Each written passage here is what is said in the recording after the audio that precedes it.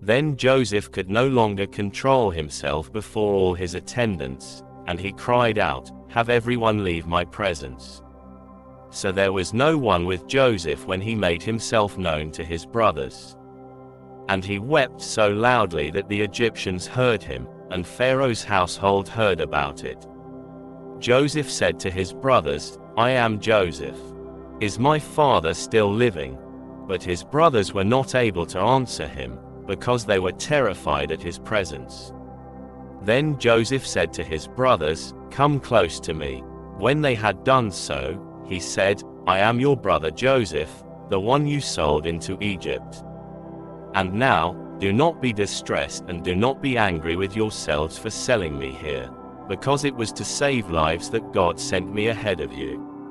For 2 years now there has been famine in the land, and for the next 5 years there will be no plowing and reaping. But God sent me ahead of you to preserve for you a remnant on earth and to save your lives by a great deliverance. So then, it was not you who sent me here, but God. He made me father to Pharaoh, lord of his entire household and ruler of all Egypt. Now hurry back to my father and say to him, 'This is what your son Joseph says, God has made me lord of all Egypt. Come down to me, don't delay. You shall live in the region of Goshen and be near me, you, your children and grandchildren, your flocks and herds, and all you have. I will provide for you there, because 5 years of famine are still to come. Otherwise you and your household and all who belong to you will become destitute.' You can see for yourselves, and so can my brother Benjamin, that it is really I who am speaking to you. Tell my father about all the honor accorded me in Egypt and about everything you have seen.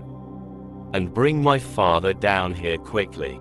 Then he threw his arms around his brother Benjamin and wept, and Benjamin embraced him, weeping. And he kissed all his brothers and wept over them. Afterward his brothers talked with him. When the news reached Pharaoh's palace that Joseph's brothers had come, Pharaoh and all his officials were pleased. Pharaoh said to Joseph, "Tell your brothers, do this, load your animals and return to the land of Canaan, and bring your father and your families back to me.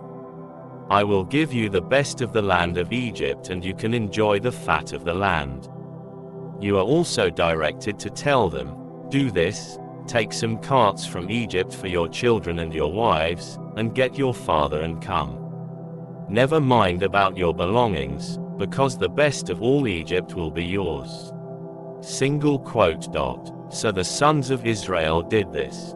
Joseph gave them carts, as Pharaoh had commanded, and he also gave them provisions for their journey. To each of them he gave new clothing, but to Benjamin he gave 300 shekels of silver and 5 sets of clothes. And this is what he sent to his father: 10 donkeys loaded with the best things of Egypt, and 10 female donkeys loaded with grain and bread and other provisions for his journey.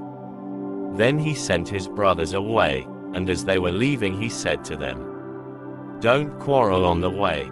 So they went up out of Egypt and came to their father Jacob in the land of Canaan. They told him, "Joseph is still alive.